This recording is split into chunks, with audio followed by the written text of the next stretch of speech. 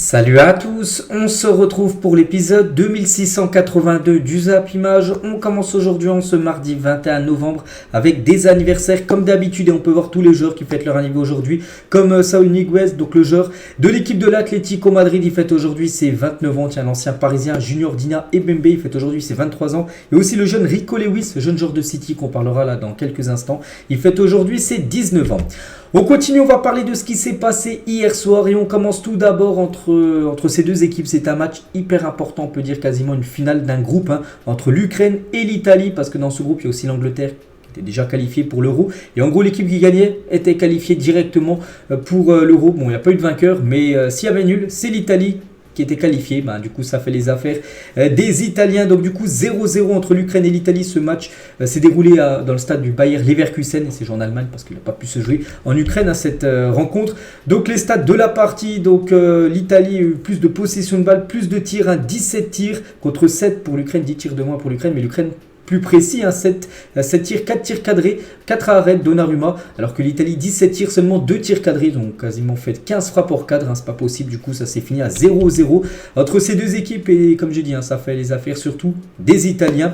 Avec ce match nul, ils obtiennent leur ticket pour jouer l'Euro. Ils pourront défendre tout simplement ce trophée qu'ils avaient obtenu il y a quelques années. Ils avaient remporté la finale contre l'Angleterre, en plus c'était à Wembley. On sait qu'ils avaient loupé la dernière Coupe du Monde, donc là ils seront bien au championnat d'Europe des Nations l'été prochain pour défendre bien sûr ce trophée qu'ils ont remporté, je crois que c'était il y a 2 ou 3 ans. Donc voilà, et concernant cette rencontre, donc j'ai pas vu le match, mais bon, il y a quelques actions un peu polémiques. Donc l'Ukraine aurait pu bénéficier d'un penalty en fin de match, une action très polémique parce que, regardez les gars, c'est sur cette action là, donc on peut voir un joueur de l'Italie, je sais pas c'est lequel, mais il touche le pied de Mudryk, le numéro 10, un Ukrainien. Et en gros, normalement, il y a penalty. L'arbitre n'a rien dit. Donc là, on était vraiment en fin de rencontre. Il restait une poignée de minutes. Donc on pense que voilà, si l'Ukraine aurait obtenu le penalty, il aurait marqué 1-0. Je ne sais pas si l'Italie serait revenue. Et peut-être l'Ukraine aurait été directement qualifiée. Et du coup, l'arbitre n'a rien dit. Et du coup, ça s'est fini à 0-0. Et toujours avec l'Italie, donc Luciano Spalletti a confirmé que Jorginho ne frappera plus les pénaltys avec la squadra Azzurra. Donc hier, il y aurait eu un pénalty. Bon, il n'y en a pas eu, mais il y en aurait eu un pour l'Italie. Donc Jorginho ne l'aurait pas tiré. Pourquoi? Parce que lors du dernier match contre la Macédoine du Nord, ils ont gagné 5-2 l'Italie. Il a eu un pénalty à tirer, il ne l'a pas marqué. C'était quand même le 4e d'affilée qui loupe avec l'Italie. Donc c'est pour ça maintenant, il y a un nouveau tireur de pénalty du côté de l'Italie.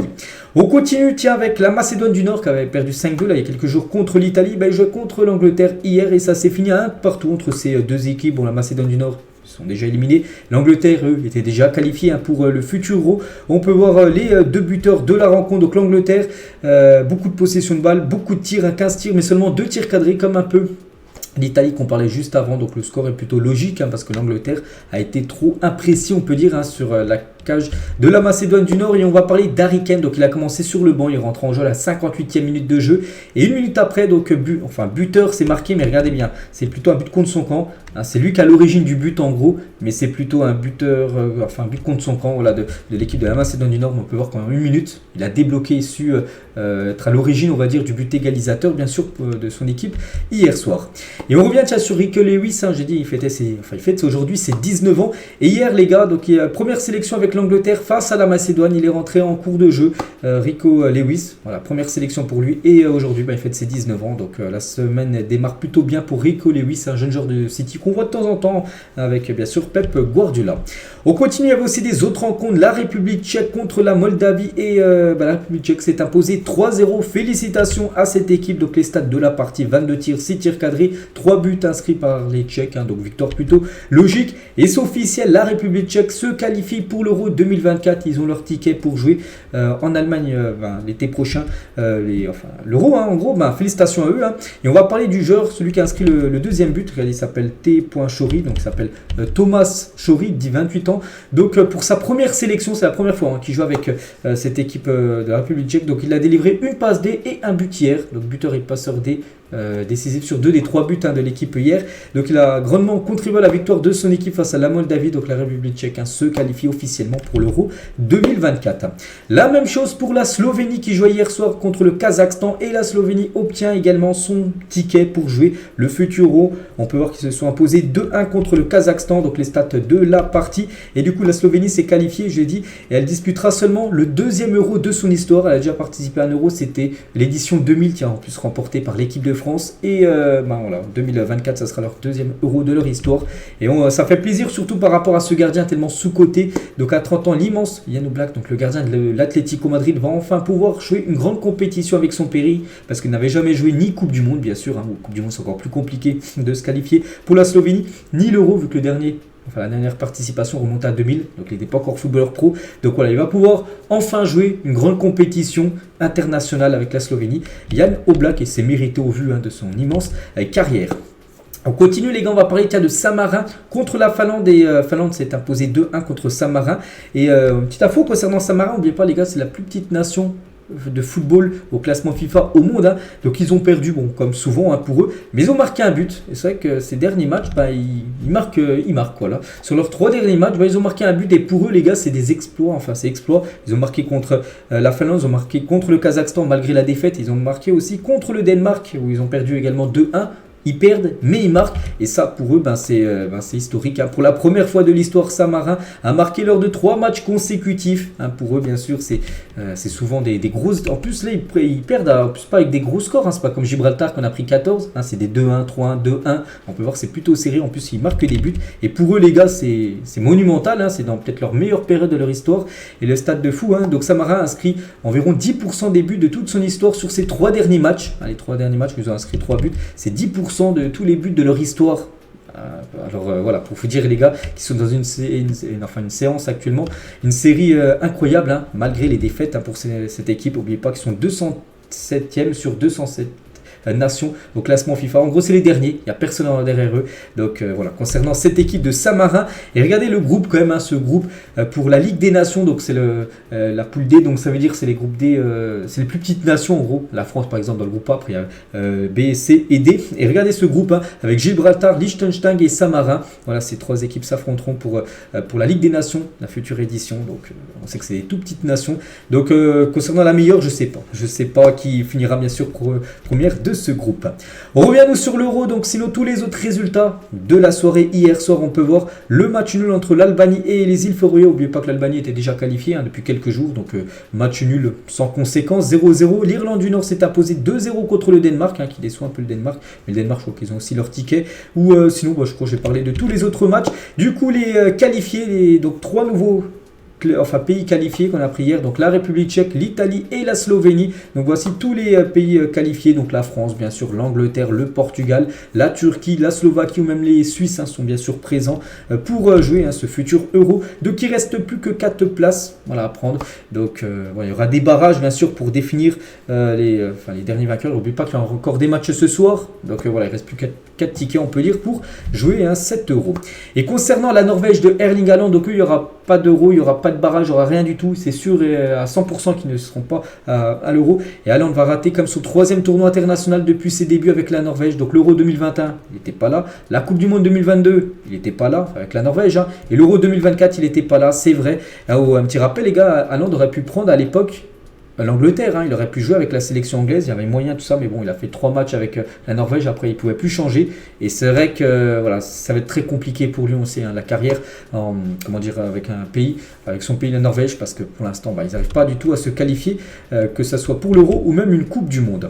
Le programme aujourd'hui dans la zone Euro. Donc il y a des matchs, Andorre, Israël, Croatie, Arménie, Gibraltar, Pays-Bas, la France contre la Grèce, on va en parler, Kosovo, Biélorussie, Pays de Galles, Turquie et Roumanie, Suisse, c'est les derniers matchs des éliminatoires de l'Euro, et après c'est fini, on est mardi, après il n'y a plus de matchs, après le prochain match de l'Euro, ça sera tout simplement les matchs de poule qui se joueront en juillet prochain. Donc voilà le gros programme aujourd'hui. Et concernant le pot 1, n'oubliez pas déjà le tirage au sort, c'est le 2 décembre prochain, donc à peu près on va dire 2 semaines, 2 semaines et demie. Et regarde, on connaît déjà le pot 1, en gros c'est les plus grosses nations, celles qui ont fini en tête de leur groupe, comme l'Allemagne, l'Allemagne sont pays organisateurs, mais le Portugal qui a fini en tête, la France, l'Espagne, la Belgique et l'Angleterre. Donc voilà, toutes ces nations ne pourront pas déjà se rencontrer en phase de poule, elles seront avec 3 autres équipes bien sûr. Donc voilà, bien sûr la France, tête de série, c'est plutôt logique. On continue les gars, on prend la direction cette fois-ci du continent africain, parce qu'il y avait aussi des matchs là pour se qualifier pour la future Coupe du Monde, parce que la CAN, les groupes sont déjà dévoilés et tout, ça commence, n'oubliez pas, le 13 janvier prochain. Et concernant la Côte d'Ivoire, pays qui organise la future CAN. Donc il s'impose face à la Gambie 2-0 grâce au but de Kwame et Seko Fofana, magnifique but en plus de l'ancien joueur de Lens, une magnifique frappe de lointaine qui partit en pleine lucarne. Donc les Ivoiriens réalisent le 2/2 avec également 2 clean sheets et 11 buts marqués en 2 matchs parce qu'ils avaient gagné déjà le premier match 9-0 contre les Seychelles, 2-0 hier contre la Gambie. On commence parfaitement avec 2 victoires en 2 matchs et surtout plus 11 en différence de but. On sait que la différence de but est toujours importante. On peut voir les stats de la partie. Bon, ça a été un match à sens unique, bien sûr, pour la Côte d'Ivoire. Le Mali jouait également. Donc, eux, ils ont été tenus en échec par la Centrafrique de Kondobia, par exemple, un partout dans ses qualifications. Donc, j'ai pas vu le match, mais j'ai regardé les stats. C'est dommage pour le Mali parce que je pense qu'il y avait quelque chose de mieux à faire. Hein. Quand tu fais plus de 14 tirs, quand tu réalises 7 tirs cadrés, tu marques un but. Alors, Centrafrique, les gars, c'est une frappe, un tir cadré, un but. Donc voilà, c'est un peu le hold-up, mais bon, partage des points entre ces deux nations.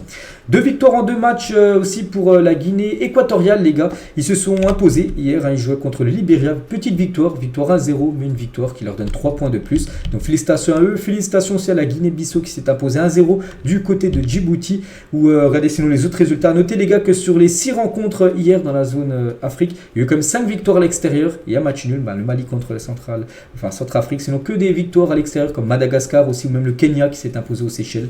Donc voilà, concernant le continent africain. Et aujourd'hui, c'est les derniers matchs. Il y a une grosse journée en Afrique. Regardez toutes les rencontres. Bon, je ne vais pas citer tous les matchs. Quelques-uns, tiens, le Sénégal contre le Togo. Je sais pas là, le Maroc ira défier l'équipe de Tanzanie. Le Ghana contre les Comores. Ou le Malawi contre la Tunisie. On parlera bien sûr de tous les résultats demain.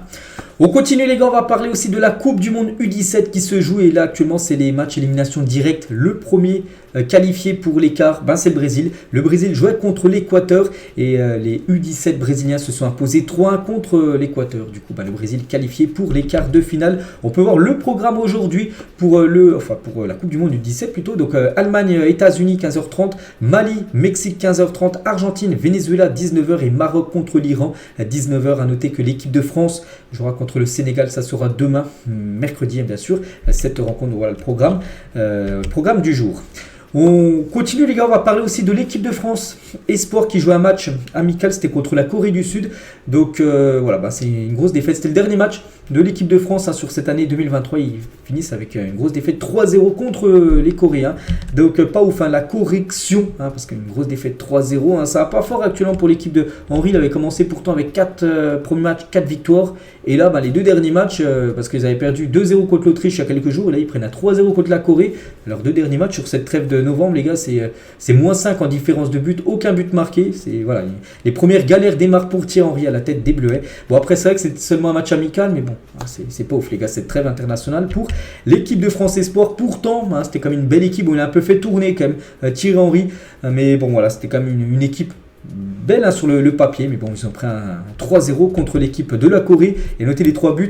Donc tout d'abord, le premier but, les gars, c'est un magnifique coup franc. Guillaume Resté, le gardien toulousain, n'a rien pu faire. C'est parti en pleine lucarne, n'a rien pu faire. Le deuxième but, donc il est un petit peu fautif.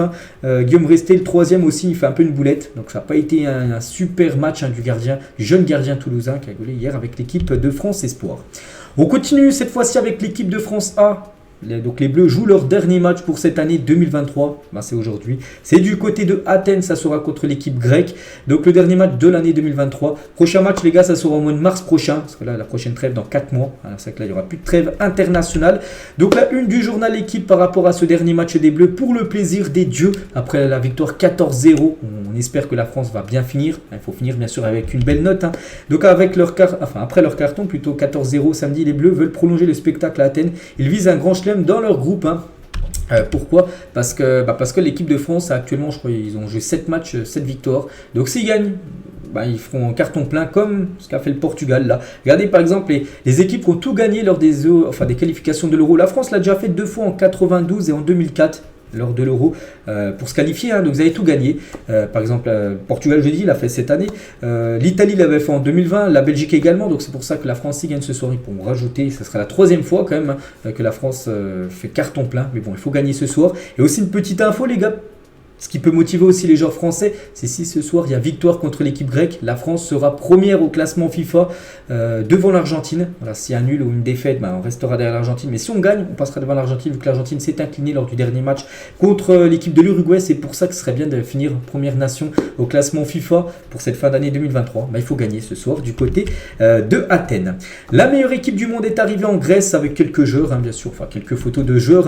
L'entraînement hier, du côté, c'est dans le stade de l'AEK Athènes, cette rencontre où a joué Marseille il y a quelques jours. C'était en Europa League. On peut voir Griezmann, on peut voir Marcus Thuram ou même Kylian Mbappé ou même Mike Maignan. Et concernant le poste de gardien, donc Mike Maignan devrait être sur le banc ce soir. Il devrait faire tourner. Bon, après, il n'a rien eu à faire contre Gibraltar il y a quelques jours, mais ce soir, ça devrait être plutôt Brice Samba, d'après ce qui se dit, les gars. Brice Samba sera titulaire ce soir contre la Grèce. Le gardien de Lens va connaître sa deuxième sélection en bleu. Voilà, donc ça devrait être lui. Le titulaire, regardez normalement la compo probable des Bleus pour ce France-Grèce. Donc Brice Samba, je dis au but. Lucas Hernandez, défenseur gauche avec Saliba, Todibo et Jules Koundé qui devrait être défenseur droit. Koundé n'avait pas joué une seule minute contre Gibraltar. Il devrait être titulaire au poste de défenseur droit. Donc Klose devrait être sur le banc. Après, il fait beaucoup tourner Deschamps vu que c'est le dernier match. Rabiot, Fofana. Milieu de terrain, Griezmann, on va dire en relayeur, et Mbappé, bien sûr, un titulaire avec Dembélé et Olivier Giroud devrait être en attaque à la place de Kolo Muani ou peut-être Marcus Thuram qui va commencer titulaire. Donc voilà, normalement, ça devrait être ça, les gars, la compo de départ pour le match de ce soir. Et il y aura quand même quelques supporters, 500 supporters français seront présents ce soir du côté du stade de l'AEK Athènes pour soutenir tout simplement l'équipe de France. Et tiens, Daniel Riolo, les gars, après le 14-0 face à Gibraltar samedi dernier, il a dit: je demande qui fait ça. Je suis sidéré par ce qu'on a vu. 14 buts, c'est un truc de malade. Je suis épaté qu'une équipe qui mène 5-0 continue à jouer. Cette génération est entrée dans l'histoire des Bleus. C'est vrai que des fois, des équipes, elles peuvent mener aussi très rapidement dans le match, 4-5-0, puis après elles arrêtent de jouer parce que le match est plié, tout ça. Donc voilà, on va contrôler le ballon, tout ça pour finir le match. Mais non, les gars, l'équipe de France, malgré 5-6-0, ils continuaient. Et c'est ça qui était bien, on va dire, surtout pour le spectacle, c'est qu'ils ont voulu marquer le plus de buts possible et du coup ça fait un score énorme de 14-0.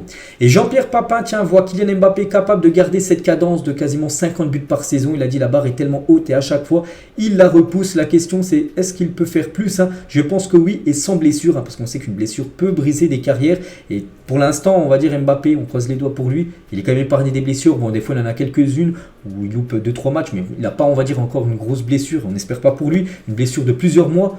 Et il dit que s'il a vraiment pas de blessure, il est épargné par rapport à ça. Chaque saison, il pourra te mettre entre 45 et voire 55 buts par an pendant des années. Voilà ce que peut dire Jean-Pierre Papin sur Kylian Mbappé. Bon, on espère, bien sûr, ce serait une très bonne nouvelle pour l'équipe de France ou même le PSG ou peut-être son futur club. On ne sait pas encore ce qu'il va faire Kylian.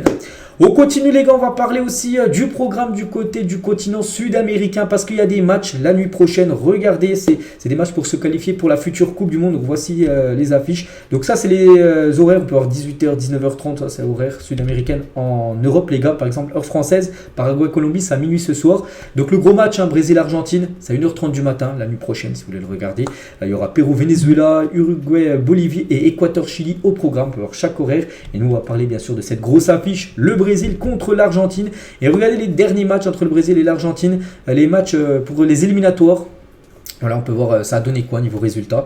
Donc voilà, c'est pratiquement du 50-50. On peut voir quelques nuls, on peut voir des victoires de l'Argentine et aussi quelques-unes du Brésil. Et côté brésilien, on peut voir le jeune Hendrick, il avait participé à quelques minutes lors du dernier match du Brésil contre la Colombie où il s'était incliné. Et ce soir, il pourrait jouer. Et il est en conférence de presse hier avant ce match dans la nuit prochaine. Et le jeune attaquant brésilien Hendrick révèle qu'il préfère Ronaldo à Messi. Il a dit: Messi, c'est un homme phénoménal, comme tout le monde le sait. Un très bon joueur cette année encore. Il est le meilleur du monde avec le ballon d'or remporté. Comme je l'ai dit, je veux juste profiter du moment où je pourrai jouer contre lui, où je pourrais être dans le même stade que lui, pouvoir le regarder de près alors que je ne le voyais que dans les jeux vidéo parce qu'il n'a jamais encore rencontré Messi.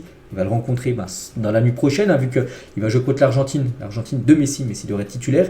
Moi et Guilherme, son coéquipier à Palmeiras, qui est un grand fan de Messi, on se chambrait. J'aime beaucoup Messi, c'est un gros joueur, mais je suis plus fan de Cristiano Ronaldo. On joue ensemble à la console et on se chambrait souvent. Il aimait dire que Messi était meilleur que Cristiano Ronaldo, avec son ami Guilherme, qui est aussi un jeune joueur de l'équipe brésilienne. Donc voilà, concernant Hendrick, qui va être très content ce soir d'affronter Léo Messi.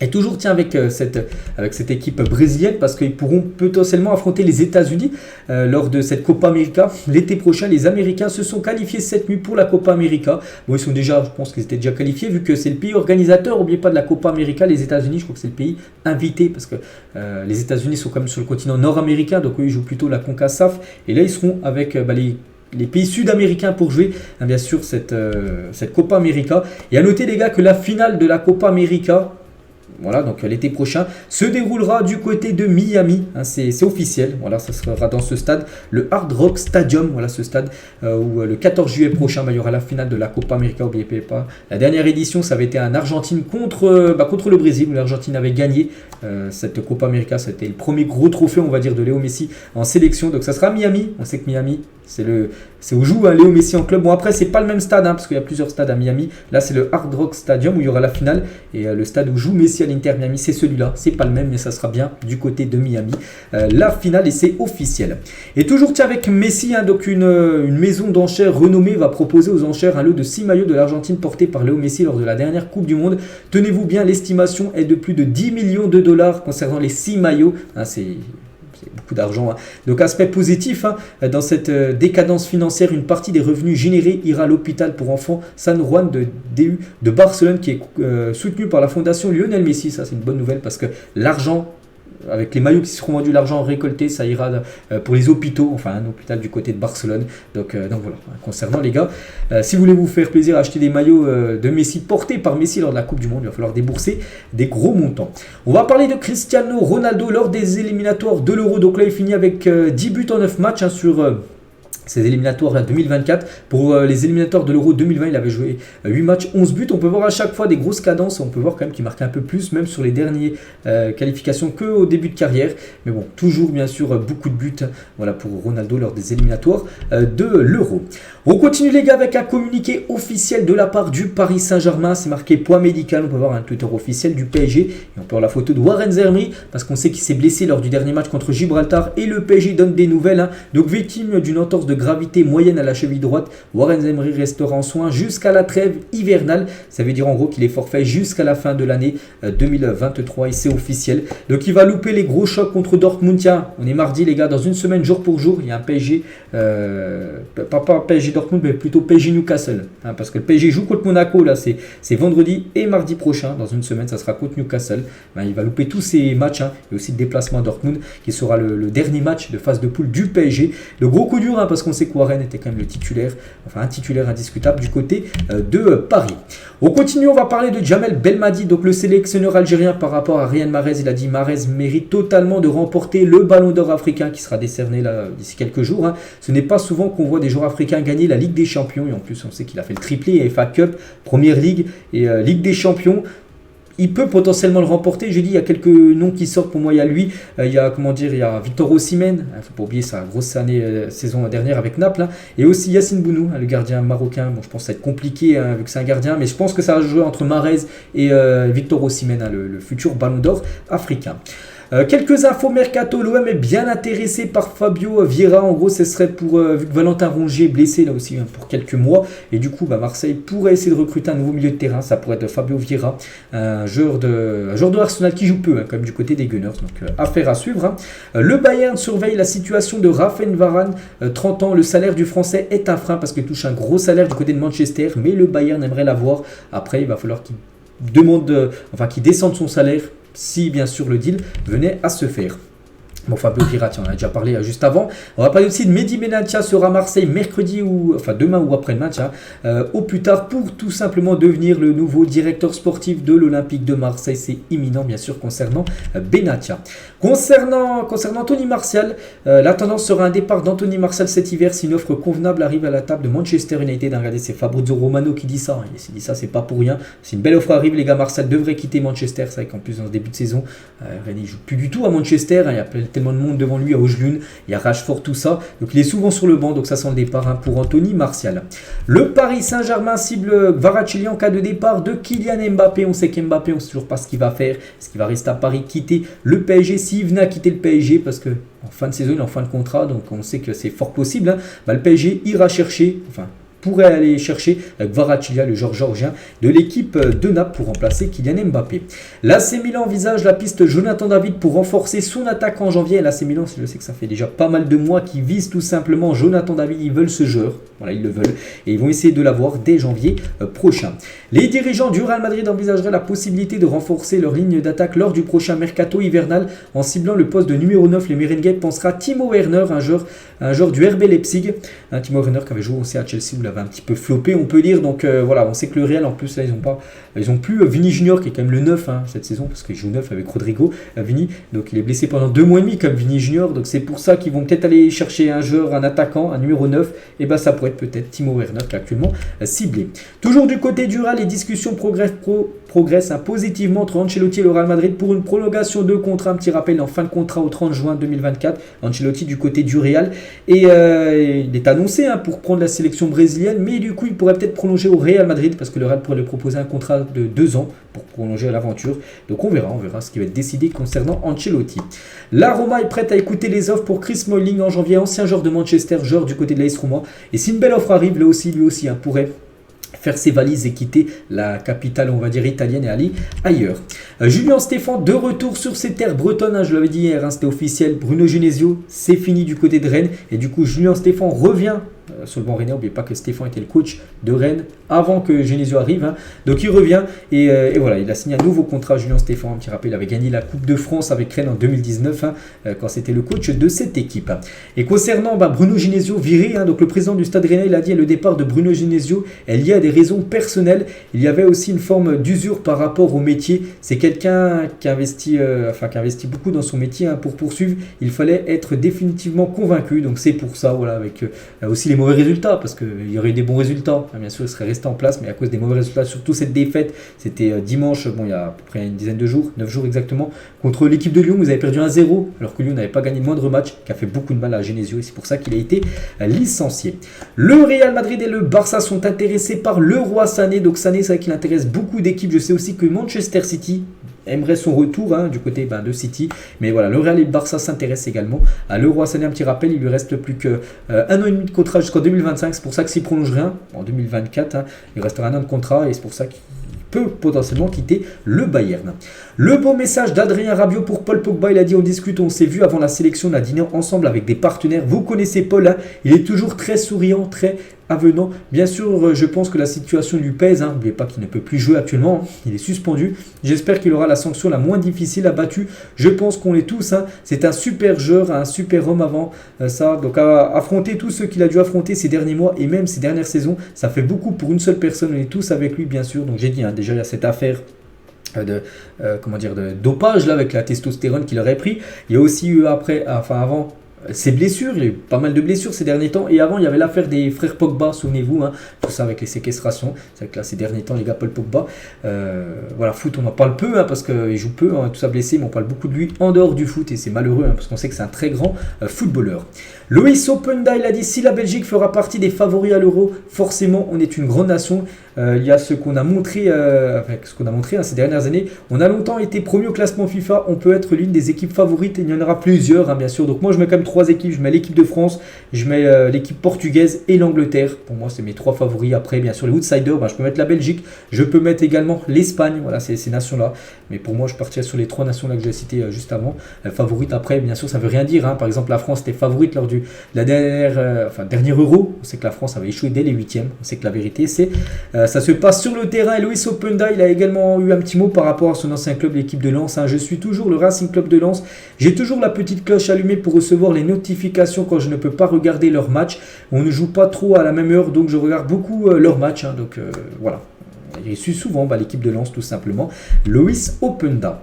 Une info concernant Benjamin Mendy, réclame plusieurs millions d'euros à Manchester City pour salaire impayé, parce que vous savez que Mendy, il est en prison là ces dernières années et du coup City ne lui payait plus ses salaires et on sait qu'à la fin du compte il a été reconnu non coupable par rapport à ce qui lui avait été accusé et du coup il demande tous ses salaires tout simplement qu'il n'a pas touché, qu'il les touche maintenant, mais pas qu'il touchait comme à l'époque 100 000 euros par semaine du côté de City. Donc il me demande tous ces salaires là non payés, il les demande là actuellement, on peut le comprendre. Il y a 7 ans, jour pour jour, Cristiano Ronaldo claquait un triplé dans le derby de Madrid avec une célébration iconique. À cette célébration, je pense que vous vous avez déjà tous vu, s'est mis accroupi. Voilà, Cristiano Ronaldo a fait cette célébration-là après son 3e but contre l'Atlético Madrid. C'était lors d'un derby. Bukayo Saka et Hugminson ont posé pour Burberry. Voilà, cette marque, je pense que c'est une marque française, Burberry, bref, je ne sais rien. Mais voilà, comment dire, c'est 2 joueurs de première ligue, Saka et le coréen Hugminson. On continue avec Kvaratskhelia après sa rencontre avec Léo Messi à la cérémonie du Ballon d'Or. Il a dit rencontrer Messi a été un moment historique pour moi. Messi m'a changé en tant que personne. Alors que nous étions assis pendant l'une des pauses du gala, Léo s'est soudainement levé. Je n'avais aucune idée de pourquoi il se levait et de où il allait car nous avions été avertis de rester assis pendant les pauses. Il s'est dirigé directement vers moi et il m'a tendu la main. J'étais tellement confus que je me suis levé et j'ai serré sa main. Après cela, il m'a salué et retourné à sa place. Il a gagné mon respect, c'était fou. C'est une personne incroyable, je le respecte et je l'apprécie beaucoup. Donc voilà, Kvaratskhelia qui suivait Messi depuis longtemps, il était très surpris que Messi s'est levé pendant la pause, alors que c'était interdit normalement de se lever, pour aller lui serrer la main. Donc voilà, une petite anecdote concernant les deux, les gars, c'était lors de la cérémonie Ballon d'Or. C'était il y a un mois, les gars, on est le 21, je crois que c'était le 20 octobre dernier. Donc voilà. On continue les gars avec la blessure de Gavi. On sait Gavi vraiment blessé malheureusement. Donc Dembélé sur Instagram, beaucoup de force mon frère par rapport à son ancien coéquipier bien sûr du Barça, lui envoie beaucoup de force. Ousmane Dembélé, Gavi à la sortie des tests médicaux. C'était hier matin exactement. Donc le visage abattu, on sait vraiment ce qu'il a maintenant parce qu'on redoutait une rupture des ligaments croisés et c'est bien ça les gars, c'est bien officiel. Donc il souffre d'une déchirure totale du ligament croisé du genou droit. Donc déchirure totale, ça veut dire c'est même pas partiel, des fois il reste un peu le ligament est encore en place, voilà. Mais là, c'est déchirure totale. Donc, c'est-à-dire qu'il a coupé en gros le ligament. Donc, là, c'est la pire blessure. Donc, là, c'est 10 mois. C'est vraiment 10 mois pour Gavi. Il va tout louper. Il va louper la fin de saison et l'Euro avec l'Espagne. Énorme coup dur, bien sûr. Et la FIFA pourrait verser une compensation financière de 5 millions d'euros à FC Barcelone suite à la blessure de Gavi, vu qu'il a été blessé pendant une trêve internationale. Donc, la FIFA devrait donner de l'argent tout simplement à FC Barcelone. Ça se fait souvent. Et c'est vrai qu'en 2020, la fédération espagnole avait décidé de mettre fin à la possibilité de signer des joueurs en dehors de la période de mercato afin de remplacer des blessés de longue date. Suite à cette interdiction, le Barça devra attendre du coup jusqu'en janvier pour un remplaçant de Gavi. Ils ne peuvent plus pas recruter là parce qu'avant ils auraient pu recruter potentiellement un joker médical, même là en ce 21 novembre, mais vu qu'en 2020 ils ont voté une autre loi que c'était interdit maintenant. Donc du coup ils vont devoir jouer tous ces matchs là, le Rayo Vallecano, Porto, l'Atlético, Gérone, Antwerp, Valence, Almeria, tous les matchs du Barça pour cette fin d'année sans Gavi, sans remplaçant. Il y aura certainement un remplaçant qui arrivera en janvier prochain. Et toujours avec les blessures, on va parler aussi de Mikel Antonio, s'est blessé gravement au genou avec la Jamaïque après avoir joué que 10 minutes dans des conditions pas terribles, juge son club. Il effectuera des tests cette semaine pour voir ce qu'il a. Donc voilà, ça peut être une blessure de 6 semaines, voire plusieurs mois. Si c'est les ligaments comme Gavi, on sait que ça sera plusieurs mois. Donc là, ce sera un gros coup dur aussi pour West Ham qui pourrait perdre bien sûr son attaquant pour de nombreux mois. Donc il va passer des tests pour l'instant, on ne sait pas. Alexis Sanchez, les gars, sur les conditions difficiles en sélection chilienne, donc à Juan Pinto Duran, donc en gros c'est le Clairefontaine au Chili, donc c'est là où se rassemblent les joueurs chiliens. Donc il a dit, il y a 3 douches, elles ne fonctionnent pas, ça c'est plutôt dur, il faut attendre que quelqu'un ait pris une douche pour pouvoir y aller, ils y vont chacun à leur tour, quand tu es plus de 30 à prendre ta douche, des fois tu peux attendre longtemps.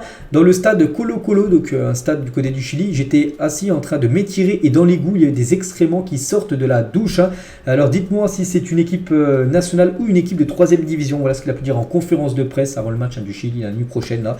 Donc voilà, par rapport aux conditions difficiles, on peut dire, en sélection chilienne. Declan Rice, il a dit, lorsque mon transfert a été finalisé, j'étais nerveux à propos du prix, 122 millions d'euros l'été dernier. Je comprends la pression qui va avec. Arsenal a investi beaucoup sur moi, je dois montrer pourquoi je peux changer les choses, pourquoi en gros il a coûté aussi cher. Donc c'est pour ça qu'au début il avait beaucoup de pression. Bon, je pense qu'il a encore beaucoup du côté des Gunners. Jamie Vardy sur sa routine, qu'est-ce qu'il fait tous les jours? Donc il a dit, je me réveille le matin et je bois une Red Bull. Littéralement, je me lève, je fais descendre les enfants, je prépare leur petit déjeuner et je prends directement une Red Bull. Donc voilà, il boit des Red Bull tout le temps, même avant les matchs, tout ça. Jamie Vardy, un joueur bien sûr du côté de Leicester. N'oubliez pas que Leicester, les gars, sont en 2ème division, mais ils sont premiers actuellement. Il y a de fortes chances qu'on les revoie monter qu'on les voit en première ligue saison prochaine. Kim Min-jae, donc le défenseur du Bayern, a été victime d'un vol de son cuiseur Harry lors de son aménagement à Munich. Alors qu'il avait laissé son appareil seul le temps d'aménager, un voleur s'en est emparé. Voilà, il s'est fait dérober dans le camion qui devant chez lui son cuiseur Harry. Donc rien de grave, donc le joueur a même pu en avoir un nouveau grâce à son agent venu spécialement de Corée. Un objet de valeur pour le défenseur bien sûr du Bayern. Donc petite info concernant Kim Min-jae. Le LOSC prévoit un grand lancer de peluches à la réception du FC Metz. Donc les peluches des supporters seront lavés et redistribués à des associations caritatives pour des enfants dans le besoin avant Noël. Je sais que ça se fait beaucoup et ça se fait de plus en plus et ça c'est une bonne nouvelle. Donc le match entre Lille et Metz le 3 décembre prochain, si vous comptiez aller par exemple, je sais pas, à ce match là, n'hésitez pas à amener des peluches, les gars, seront redistribués bien sûr à des associations caritatives. Voilà, donc voilà, ça sera Lille-Metz 3 décembre prochain. Regardez les deux derniers Manchester United, Manchester City. Donc là il y a quelques jours, le 29 octobre, City avait bien 3-0 à Manchester. Et là il y a eu les filles, les gars, qui ont joué le 19 novembre, c'était dimanche, elles ont mis un 3-1 à l'équipe de Manchester United. L'OM cette saison avec et sans Joachim Correa, donc c'est pas la même, donc avec lui, donc sur la pelouse c'est seulement 11% de victoire et quand il est pas là c'est 66% de victoire. C'est que depuis son arrivée, les gars, il déçoit totalement Correa, même dans ses performances, pas par rapport au stade, bon ça joue aussi, mais aussi dans ses performances on sait que c'est faible quand même Correa. Pourtant voilà, normalement il doit faire beaucoup plus et c'est vrai que Marseille gagne beaucoup plus quand il n'est pas là. C'est la troisième année de suite que Koulen affrontait Cholet en Coupe de France. Les deux dernières années, ils avaient été éliminés. Une défaite 3-0 il y a 2 ans, une défaite 7-1 la saison dernière en Coupe de France. Et là, ce week-end, ils ont joué. Et cette fois-ci, Koulen, qui est une petite équipe de R1, les gars, ils ont éliminé l'équipe de Cholet, une équipe de National 1. Il y a quand même 3 divisions d'écart, parce qu'il y a National 3, National 2 et National 1. Et du coup, c'est Koulen qui se qualifie tout simplement pour le 8e tour de la Coupe de France. Et on finit, les gars, cet épisode aujourd'hui avec les affiches de la semaine. Regardez cette grosse semaine. Donc ce soir, Grèce-France. Demain, il y aura France-Sénégal. C'est le 8e de finale de la Coupe du Monde U17. Vendredi, le PSG contre Monaco. Samedi, un petit rappel, City contre Liverpool. Ça sera 13h30 samedi en début de journée. Il y aura Newcastle-Chelsea ou même un Atalanta-Bergame-Naples. Et dimanche, les gars, Tottenham-Aston Villa, Lyon-Lille ou même un Juventus-Turin contre l'Inter Milan. Voilà le programme concernant quelques rencontres. Il y en a plein d'autres, mais voilà quelques affiches pour cette fin de semaine. Donc voilà ce qu'il y a à dire aujourd'hui. J'espère que ça vous a plu. On se retrouve demain, bien évidemment, où on parlera par exemple du dernier match des Bleus sur cette année 2023 qui se joue ce soir du côté de Athènes. Donc moi je vous laisse, les gars, je vous souhaite une bonne journée. Tout à l'heure il y a l'After Zappimage comme d'habitude sur ma chaîne secondaire.